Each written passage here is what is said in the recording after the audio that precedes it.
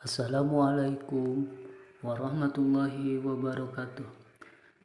Perkenalkan, saya Yedi Fadilah, calon guru penggerak angkatan 7 dari SMP Negeri 2 Limbangan, Kabupaten Garut. Saat ini izinkan saya memaparkan demonstrasi kontekstual dari pemikiran Ki Hajar Dewantara, Merdeka Belajar dan Implementasinya. Filosofi pendidikan Ki Hajar Dewantara.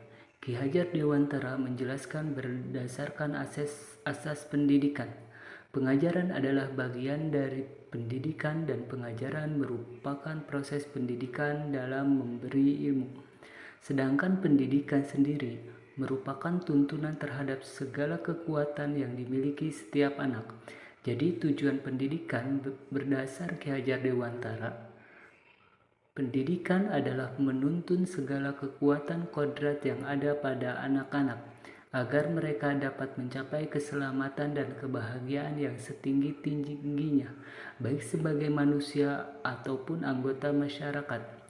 Ki Hajar Dewantara juga berkata, pendidikan adalah tempat persemaian segala benih-benih kebudayaan yang hidup dalam masyarakat.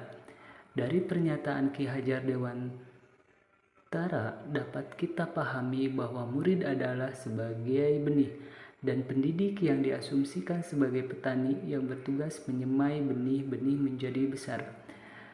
Dalam pemeliharaan tentu tidak mudah, dimulai dari penyesuaian tanah, kemudian memberikan pupuk, menghilangkan tanaman-tanaman liar, menyiram, dirawat supaya tidak ada hama.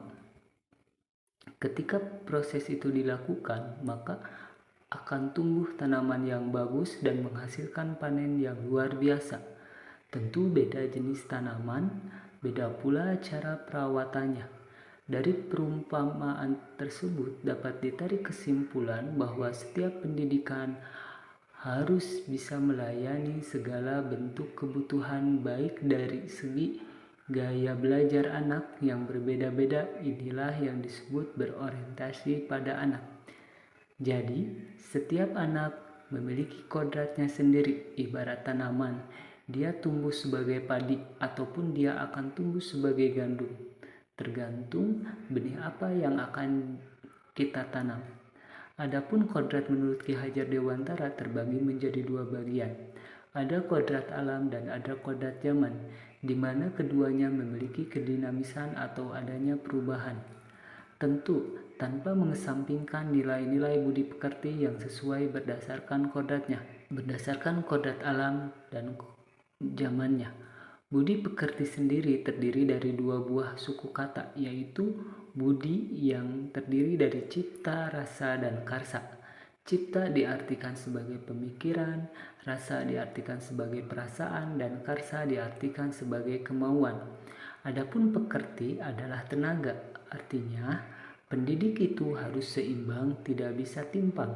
Ketika pendidik itu bisa dilakukan dengan keseimbangan, menurut Ki Hajar akan menjadi kesempurnaan budi pekerti, membawa anak pada kebijaksanaan. Seorang pendidik harus bisa memberi kebebasan kepada anak didik untuk mengembangkan ide berpikir kreatif, mengembangkan bakat dan minat peserta didik, dengan kata lain, merdeka belajar.